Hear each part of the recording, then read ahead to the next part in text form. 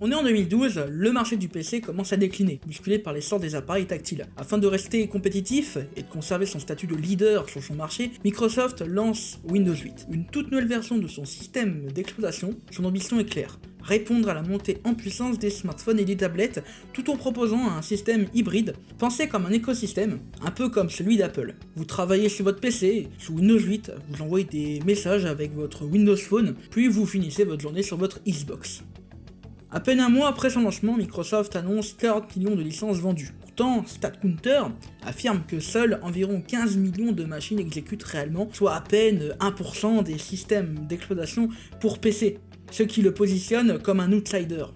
Très vite, Windows 8 est critiqué pour son interface jugée peu ergonomique. Les utilisateurs se plaignent de la disparition du menu démarrer et du fait de devoir constamment jongler entre deux environnements de bureau. Forcément, cet échec va mener Microsoft à concevoir Windows 8.1, mais même cela n'a pas permis de sauver les meubles. Ainsi, qu'est-ce qu'on peut en tirer? Windows 8 est un désastre et le marché du PC doit faire face aux smartphones et aux tablettes. Salut à tous, c'est KFR. Dans cette nouvelle vidéo, nous allons ensemble aborder l'histoire du développement de Windows 10.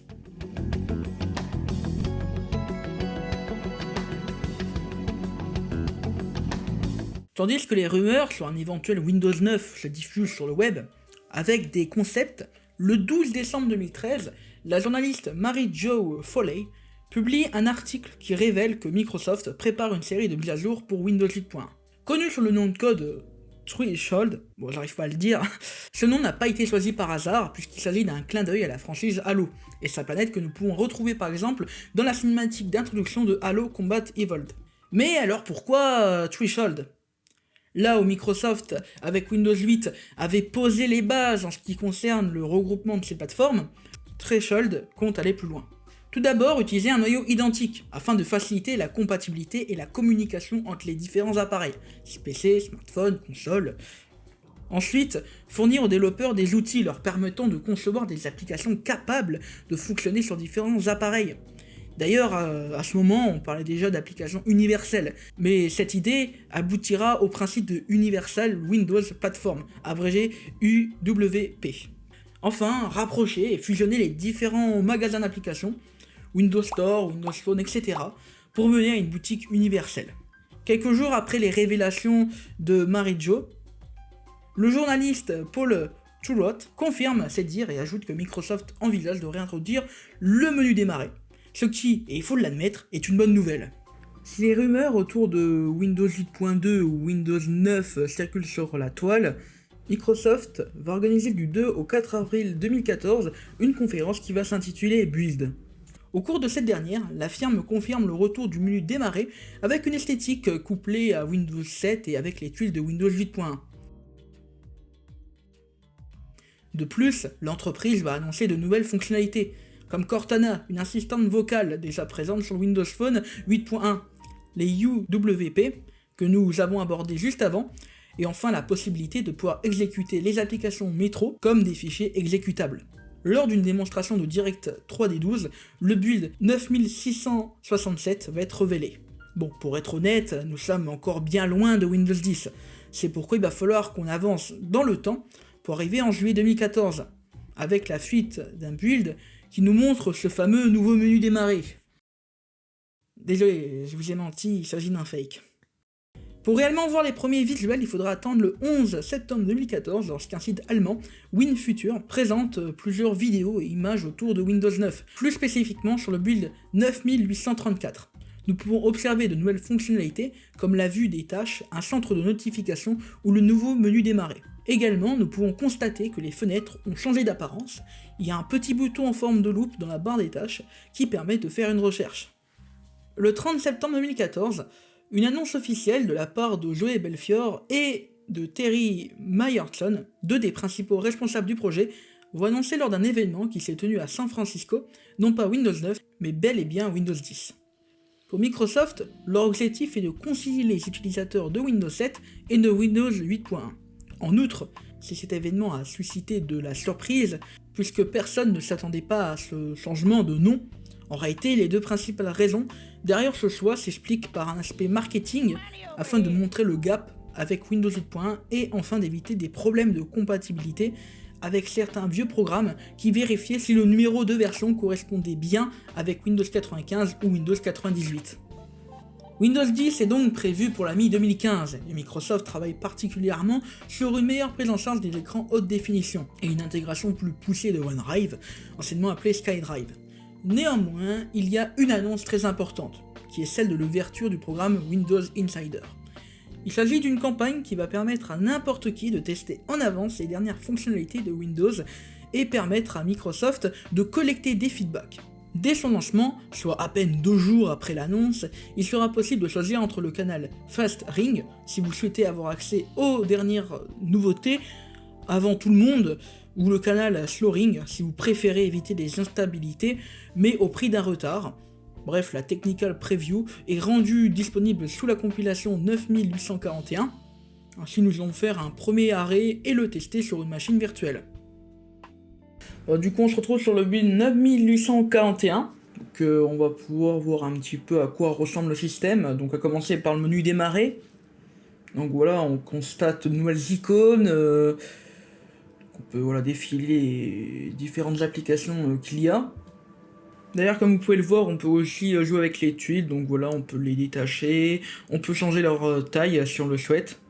On va désormais passer à l'explorateur de fichiers, où on constate plusieurs nouvelles icônes, là comme on peut le constater, notamment avec ce PC, le bureau, le réseau. D'ailleurs, la chose qui frappe aux yeux, c'est de voir les fenêtres, notamment les effets de bordure, parce que souvenez-vous, dans Windows 8. Où c'était vraiment les bordures, on avait vraiment dans tous les côtés, ici c'est vraiment, Microsoft ont retiré en fait les bordures au niveau du bas, et de la gauche et de la droite, du coup en fait ça fait que voilà, on a que le... Finalement qu'on a que le haut, donc c'est une petite différence, même au niveau même de l'ombre, et des animations qui ont été changées. On va se lancer dans une petite recherche où on va par exemple aller dans les paramètres de Windows. On constate que c'est une fenêtre, ce n'est plus comme avant, c'était en plein écran. C'est juste les mêmes paramètres que Windows 8. Il n'y a pas grand chose qui a changé de ce côté-là. Donc étant donné qu'on est vraiment au tout début de développement de Windows 10, à l'époque le noyau s'appelait simplement 6.4 et pas 10.0, ça viendra plus tard. Donc là je suis en train de lancer quelques programmes pour vous montrer un petit peu à quoi ressemble ce nouveau bureau virtuel. Donc déjà on constate, on peut créer plusieurs bureaux, voilà, un peu mélanger, c'est vraiment pour les tâches, etc. On peut vraiment, donc c'est un peu vous montrer une petite démo à quoi ça ressemblait au départ. Alors on va faire un petit tour sur l'application jeu, on va voir un peu à quoi ça ressemble. Ah bah d'accord, il y a l'icône qui a disparu, c'est vide en fait. Au niveau de la présentation, ça montre que c'est qu'encore un prototype. Alors avec le nom bizarre et l'icône qui ressemble à un soleil, je dirais que c'est une application pour la météo. Ouais non, elle a pas trop l'air de fonctionner. On peut aussi changer le thème de Windows. Donc on constate que le thème reste un peu comme celui de Windows 8, on peut changer un peu les couleurs de la barre des tâches, etc. Le seul bémol que je pourrais trouver, c'est que en fait le menu démarrer s'adapte pas du tout. On a vraiment les couleurs violet, par exemple si on veut mettre le en jaune, on pourra pas mettre le menu démarrer en jaune, ça va rester en violet. Donc là moi j'ai mis rose ici dans cet exemple, mais vous voyez que ça ne marche pas comme on aurait pu penser. Donc c'est un peu dommage, mais bon après je peux comprendre, on n'est qu'au début du développement de Windows, et même l'ambition n'était pas encore à ce stade, c'était vraiment les tout débuts. Si les retours sont globalement positifs, certains testeurs rapportent néanmoins que Microsoft collecte de nombreuses informations sur l'usage de leur machine, via la télémétrie. Cela fait déjà quelques semaines après la sortie de Windows 10 aux Insider, et Joey Belfiore présente Windows 10 lors d'une conférence qui s'est tenue à la Tech ED Europe 2014. Pendant la démonstration, il présente Continuum, une fonctionnalité qui permet d'adapter automatiquement l'interface de Windows si vous souhaitez passer du mode PC au mode tablette en détachant votre écran de votre clavier. Brièvement, je peux mentionner d'autres possibilités qui ont été montrées comme une meilleure prise en charge des configurations multimoniteurs, ou 2 gestes plus avancés pour le trackpad. Je vais éviter de trop m'avancer sur le troisième build de la Technical Preview, la 9879, car il n'y a pas grand chose à en tirer, si ce n'est qu'il va recevoir une série de mini mises à jour ou de changements mineurs concernant l'OOBE, donc c'est-à-dire l'environnement où vous allez renseigner des informations avant de passer à Windows. Aux alentours du mois de décembre 2014, Microsoft communique sur une potentielle date de sortie pour juillet 2015, alors que nous avons WinBeta, un site d'actualité centré sur Microsoft, qui transmet une vidéo où nous pouvons voir Cortana. Le temps passe à une vitesse grand V que nous sommes désormais le 21 janvier 2015. Une fois de plus, la firme de Redmond tient une nouvelle conférence, mais cette fois-ci elle va apporter des précisions sur Windows 10. On va apprendre que le système pourrait être installé gratuitement pendant 1 an pour les utilisateurs de Windows 7 ou de Windows 8.1. Également, Windows 10 va devenir un service. Ce que j'entends par là, ça ne sera plus de grosses mises à niveau, comme quand on est passé de Windows 98 à Windows XP, ou de Windows Vista à Windows 7 par exemple, mais plutôt des mises à jour cumulatives.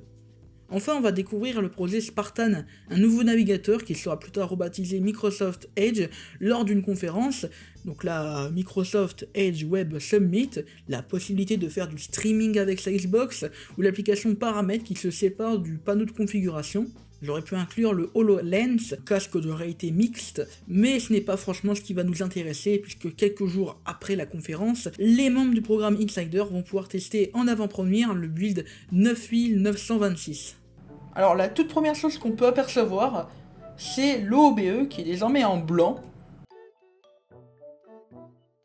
Il est désormais temps d'explorer le nouveau menu démarrer et il est plutôt stylé en vrai, donc ça reste un peu le même que l'ancien. Il y a de nouvelles icônes, alors par contre l'icône de OneDrive, ouais, on le voit pas trop. Mais sinon oui, il y a quand même quelques améliorations à ce qu'on peut voir. On peut le mettre en plein écran si on le souhaite, plutôt pas mal. On peut d'ailleurs changer la taille des tuiles, enfin voilà, ça reste à peu près la même chose, et puis... Non, il a pas craché, arrête. Mais what? Mais... c'est pas possible. Mais si, c'est possible avec la carte Kiwi, l'enfant de moins de 16 ans. Bon, on va dire que ce n'était rien. Alors voyons l'exploitant de fichiers pour voir... Ah oui quand même, il y a de nouvelles icônes, ça a bien changé. Alors par contre je trouve que le design ça fait un peu 2D, ça fait... Je sais pas trop comment vous l'expliquer. D'ailleurs j'ai discerné que pour fermer les fenêtres, ça a changé, au niveau des icônes notamment.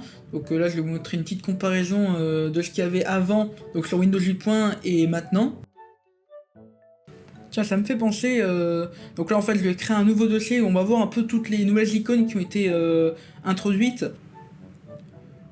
Donc voilà, donc on peut voir que ouais, c'est à peu près les mêmes icônes que Windows 7, enfin de ce qu'il y avait avant. C'est juste que Microsoft ils ont juste ajouté quelques nouvelles icônes par-ci par-là, mais c'est... Ouais, dans l'ensemble, ouais, c'est à peu près la même chose et... Non mais il m'a refait le coup, sérieux.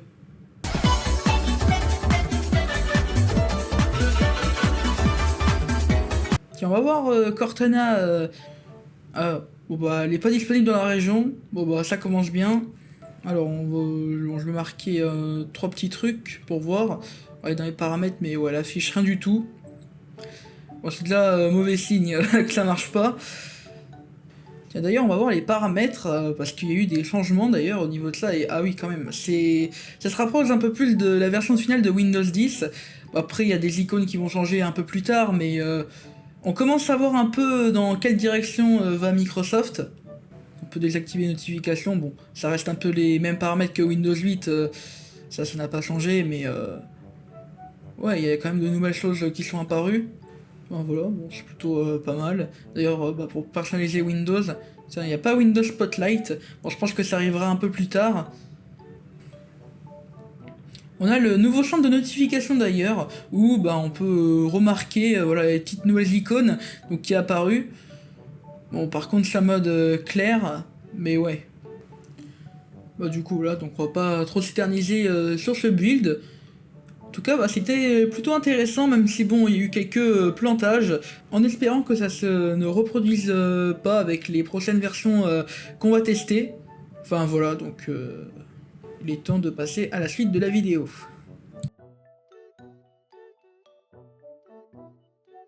Bon, je vous épargne les autres conférences qu'a pu faire Microsoft concernant Windows 10, où c'était destiné aux développeurs. On peut simplement noter que lors de la WinEck de 2015, Microsoft dévoile que Windows 10 sera accessible dans plus de 190 pays et dans 111 langues, ainsi que la configuration matérielle requise pour installer le système.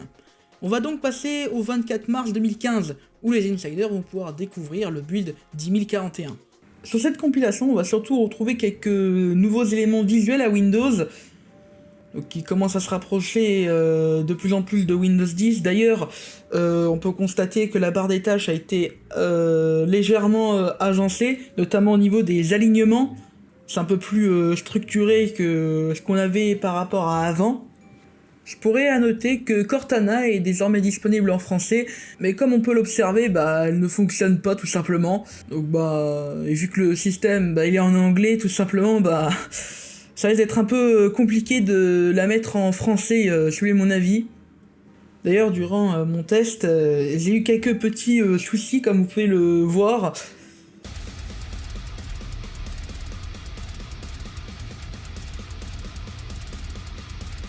Enfin voilà, c'était juste des petites précisions, donc on va désormais passer à la suite. Partagé le 29 avril 2015, pour l'ensemble des insiders, le build 10074 présente de nouveaux effets sonores,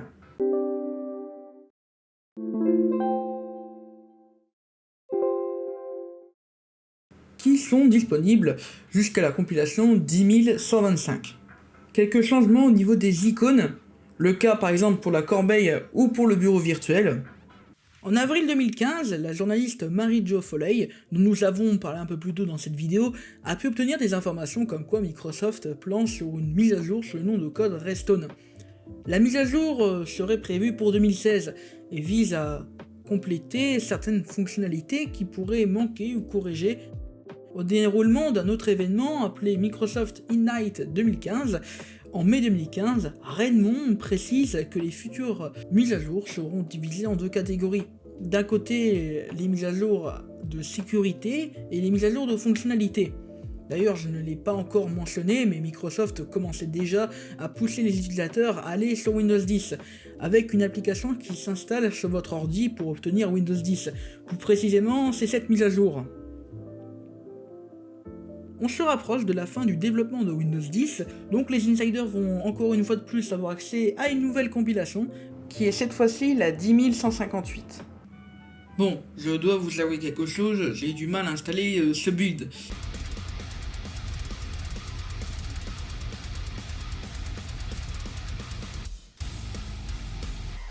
Étant donné que sur VMware ça ralentissait, bref c'était pas très optimal. Du coup, ce que j'ai fait, je suis passé sur VirtualBox, et donc on va pouvoir le découvrir. Donc quand on voit un peu le visuel de l'OS, on se rend compte qu'on croirait pas, mais c'est Windows 10 en fait. Quand on le voit, on se dit, alors que non, c'est pas encore fini. Alors la première chose que on remarque, donc contrairement aux anciens builds qu'on a vu juste avant, c'est le nouveau menu démarrer tout simplement, les nouvelles icônes qui ont été ajoutées au système. Et même au niveau des bruitages, des effets sonores.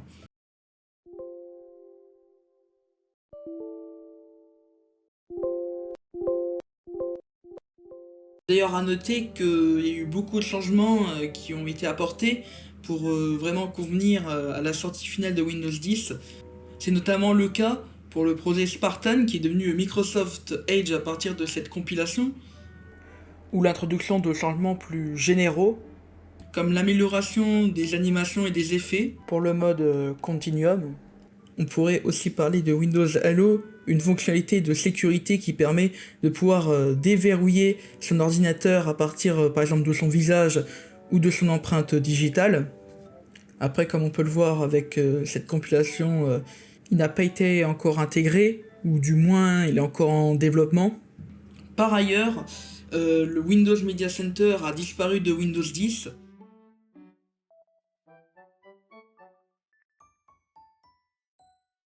Après 19 mois de développement, le 29 juillet 2015, Windows 10 est officiellement lancé en tant que successeur de Windows 8.1. Si le système est globalement bien accueilli par le grand public et la presse, il est néanmoins critiqué pour la présence de bloatware, en gros des applications préinstallées sur votre machine qui prennent de la place et qui peuvent collecter des informations sur vous. Durant les premières années de sa vie, Microsoft mène une campagne de distribution agressive, incitant les utilisateurs de Windows 7 et de Windows 8.1 à migrer vers son nouvel OS, notamment comme nous l'avons vu plus tôt dans la vidéo, avec l'offre de mise à niveau Get Windows 10. Jusqu'au début des années 2020, Windows 10 va progressivement adopter une nouvelle interface appelée Fluent Design. Le système va introduire de nouvelles fonctionnalités comme un mode sombre, de nouvelles applications comme Paint 3D, votre téléphone ou diverses améliorations liées au jeu.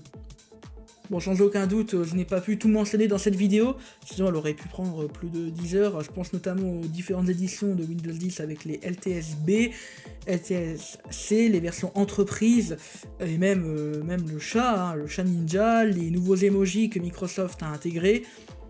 Il y a beaucoup de choses qui ont été introduites avec Windows 10, donc là c'est une infime partie. Le 14 octobre 2025, Microsoft met fin au support de Windows 10 après plus de 10 années d'existence remplacée par Windows 11. Cette histoire est celle d'un système qui a voulu réinventer le PC pour faire face à l'ère des smartphones et des tablettes. Cette histoire est celle d'un système qui a compris les échecs de son prédécesseur et qui s'est construit au fil des années pour se moderniser et innover. Cette histoire est celle d'un système qui, après avoir enfin trouvé son équilibre, finit par mettre fin à son support, en laissant derrière elle une nouvelle ère pour Windows, celle de l'intelligence artificielle. C'était KFR, merci de m'avoir écouté.